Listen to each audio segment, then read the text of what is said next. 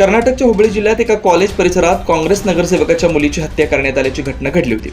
आरोपीचं नाव फैयाज असून त्याचं वय अवघं 23 आहे। नेहाच्या हत्येनंतर आरोपीच्या वडिलांनी तिच्या घरच्यांचे हात जोडत माफी मागितली, तसंच मुलाला कठोरात कठोर शिक्षा देण्याची मागणी केली।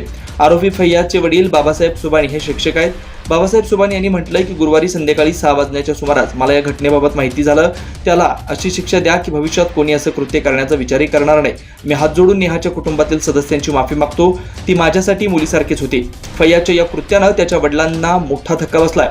संपूर्ण व्हिडिओ पाहूया त्याआधी एचपीएन न्यूजला नक्की सबस्क्राइब करा आणि बेल आयकॉनवरती क्लिक करून नोटिफिकेशन्स मिळवा।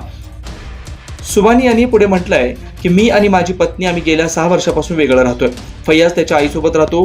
त्याला जेव्हा पैशांची गरज असायची तेव्हाच तो फक्त त्यांना फोन करायचा।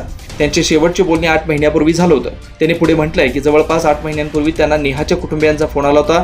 त्यांनी म्हटलं होतं की तुमचा मुलगा नेहाला त्रास देतोय। आपल्या मुलाची चूक कबूल करून त्यांनी म्हटलं होतं की फैयाज आणि नेहा एकमेकांवर प्रेम करत होते। त्यांनी म्हटलंय की फैयाजने मला म्हटलं होतं की त्याला नेहासोबत लग्न करायचं आहे।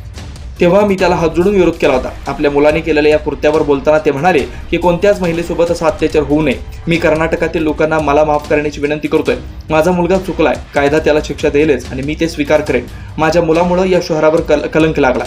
मुनावल्लीचे लोक कृपया मला माफ करा असं त्यांनी म्हटलंय। दरम्यान नेहाच्या कुटुंबियांनी आरोपींना मृत्यूदंडाची शिक्षा देण्याची मागणी केली, जेणेकरून त्यांच्या मुलीच्या आत्म्याला शांती मिळेल। तर फैयाज आणि नेहा यांच्यात प्रेमसंबंध होते हा दावाही त्याने फेटाळलाय। नेहाने त्याला नकार दिल्यानं त्याने तिची हत्या केल्याचा आरोप कुटुंबियांनी केलाय।